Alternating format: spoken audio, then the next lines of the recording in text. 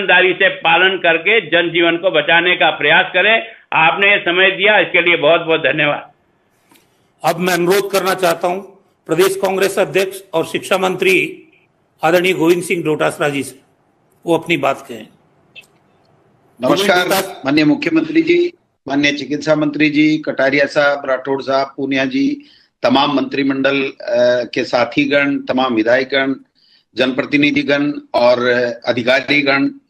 सबसे पहले तो मैं माननीय मुख्यमंत्री जी आपके नेतृत्व में माननीय चिकित्सा मंत्री जी और जो हमारे राज्य के अधिकारी हैं वो जिस प्रकार से एक युद्ध स्तर के ऊपर जो काम कर रहे हैं, मैं मुक्त कंठ से उनकी प्रशंसा करना चाहता हूं। एक पूरे योद्धा के तौर पे उन्होंने पूरी कमान संभाल रखी है आपके नेतृत्व में और इसका परिणाम भी निकल रहा है कि आज राजस्थान पूरे देश में कोरोना संक्रमण को रोकने में अपनी बेहतर भूमिका निभा रहा है। दूसरा, अब की बार का जो कोरोना है किस हालात में है, किस प्रकार से ज्यादा डैमेज कर रहा है, युवाओं के लिए खतरनाक है, ग्रामीण क्षेत्र में गांव गांव ढाणी ढाणी में फैल गया, ये सारी चीजें हमें प्रेजेंटेशन से देखने को मिली। मैं जो मेरी तरफ से केवल सुझाव और जो बात मुझे लगी वो मैं कहना चाहता हूं माननीय जनप्रतिनिधिगण जो पंचायत राज के जुड़े हुए हैं। एक तो जो डोर टू डोर सर्वे का काम चिकित्सा विभाग कर रहा है, मैं समझता हूं बहुत अच्छा है। यही हमारे पास एक विकल्प है कि प्रत्येक व्यक्ति को वहां जाकर के हम खोजें कि आपके कोरोना हो गया है और उसको दवाइयों का किट दें, जिससे मैं समझता हूं कि 90% से ज्यादा वहीं लोग दवाइयां ले लेकर के ठीक हो रहे हैं। मैंने मेरे ब्लॉक में और मेरे जिले में प्रयास किए और इसका सकारात्मक परिणाम भी निकला है कि लोगों ने गांव के गांव में भेज करके हमने टीम में सर्वे कराया तो काफी संख्या में वहां पर कोरोना पॉजिटिव पाए गए। उन्होंने अच्छी तरीके से दवाई ली, वो किट वहां तक उन तक पहुंचे तो वो वहीं से ठीक हो गया। अब रिपोर्टें आने लग गई हैं 1-2 दिन में कि मैं दवाइयों के कारण से ठीक हुआ। तीसरा, एक जो मैं कहना चाहता हूं कि इस कोरोना में क्योंकि मैं खुद संक्रमित हुआ हूं और मैं जो महसूस कर रहा हूं वो मैं जनप्रतिनिधियों के माध्यम से सबको बताने के लिए आग्रह करना चाहता हूं कि इसमें मोरल बूस्टअप बहुत जरूरी है। दवाई के साथ साथ हिम्मत रखना और एक दूसरे को सहारा देना कि नहीं वो ठीक हो गया, उसके कुछ नहीं हुआ, ये बताने की जरूरत है, नहीं कि ये कहने की ये देखो वो खत्म हो गया, आज वो खत्म हो गया।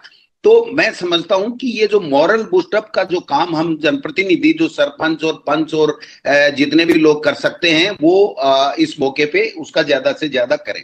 दूसरा, सरकार को धन्यवाद देना चाहता हूं कि अभी कल ही या परसों ही एक ऑर्डर निकाला है कि इंदिरा रसोई में अगर कोई भामाशाह नहीं दे पाएगा तो किसी भी व्यक्ति को खाना देने के लिए नगर पालिका और नगर निकाय के जो हैं वो वहां से अपने फंड से पैसे दे सकती हैं, सरकारी फंड से। उससे एक भी गरीब आदमी जो शहर में इंदिरा रसोई के नजदीक है और उसको खाने का जो वो मिलेगा उसको कोई दिक्कत नहीं होगी।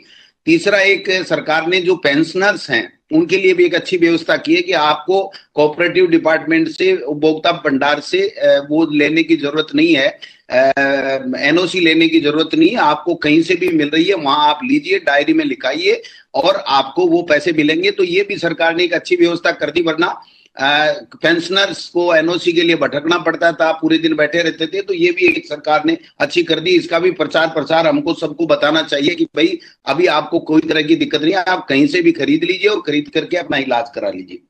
तीसरा, मैं कहना चाहता हूं कि सर लॉकडाउन जितना इफेक्टिव हम कर पाएंगे उतना ही लोगों की जान हम बचा पाएंगे। लॉकडाउन ही हमारे लिए रामबाण औषधि है। तो मैं समझता हूं कि हम सबको, और इस लॉकडाउन में सबसे ज्यादा अगर कोई भूमिका निभा सकता है तो वो पंचायत राज का जनप्रतिनिधि गांव में निभा सकता है कि गांव से बाहर नहीं जाओगे, गांव के बाहर आओगे नहीं और एक दूसरे को टेलीफोन से वो उसके हालचाल पूछे, जरूरत हो तो उसको मेडिकल के लिए भिजवाए। हमने सभी जो जितने भी ब्लॉक लेवल के अधिकारी उनको कह रखा है कि अगर सरपंच ये कहता है कि हमें डॉक्टर को दिखाना है, इसको भेज रहा हूं, तो आप पर्ची देख लीजिए या उसकी स्थिति देख करके उसको अलाउ कीजिए कि वो डॉक्टर तक आ जाए।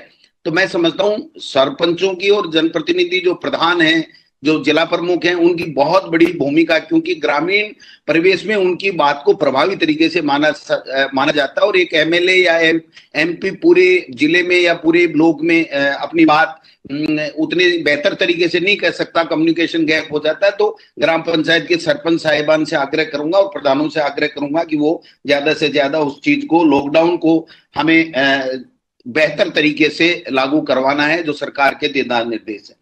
मैं आदरणीय सोनिया गांधी जी, हमारी राष्ट्रीय अध्यक्षा जी को धन्यवाद देना चाहूंगा कि उन्होंने 3-4 दिन पहले हमें एक निर्देश दिए थे कि जितने भी लोग हैं जो पार्टी आइडियोलॉजी के हैं या भामाशाह हैं, एनजीओज हैं, उनसे आप आग्रह कीजिए।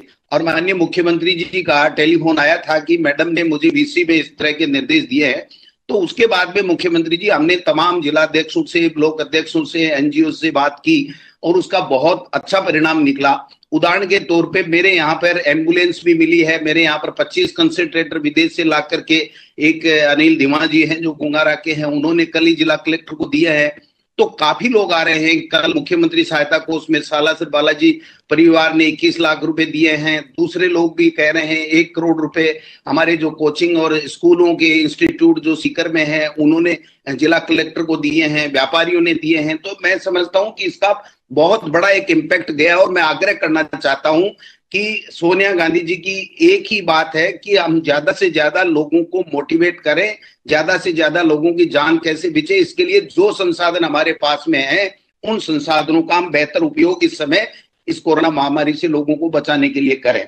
चौथी चीज मैं अंत में कहना चाहूंगा कि जो मुख्यमंत्री चिरंजीवी स्वास्थ्य बीमा योजना है, रामबाण औषधि है हमारे लिए, इससे बढ़िया कोई योजना हो नहीं सकती। मैं समझता हूं कि इसमें ज्यादा से ज्यादा लोगों को रजिस्ट्रेशन कराएं, ज्यादा से ज्यादा लोगों को बेहतर कैसे इलाज मिले, इस बात के लिए हम नीचे के लेवल पर जनप्रतिनिधिगण प्रयास करें। और कहीं भी आपको ये लगता है कि जो हॉस्पिटल वहां पर रजिस्टर्ड है इस चिरंजीव बीमा स्वास्थ्य योजना में, अगर वो आपके इलाज के लिए आनाकानी करता है तो हम लोगों को, जिला कलेक्टर को, ब्लॉक लेवल पे एसडीएम को आप सूचित करें, जिला कलेक्टर को करें, एमएलए को करें। हम बात करेंगे, कोई समस्या आ रही है उनके, कोई ऑक्सीजन की समस्या आ रही है या और कोई समस्या आ रही है तो उसको हम लोग समाधान करेंगे।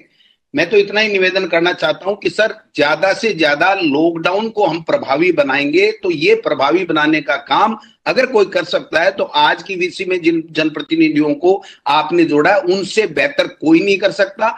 और जो इंतजामात जो हमारे अधिकारियों ने कर रखे हैं उससे बेहतर कोई इंतजामात नहीं कर सकता। उनकी पीठ थपथपानी चाहिए। और आप तो एक ब्रांड एम्बेसडर है एक तरीके से, कोरोना पॉजिटिव होकर के 18 घंटे काम कर रहे हैं, तो इससे ज्यादा सीख किससे ले सकता आदमी।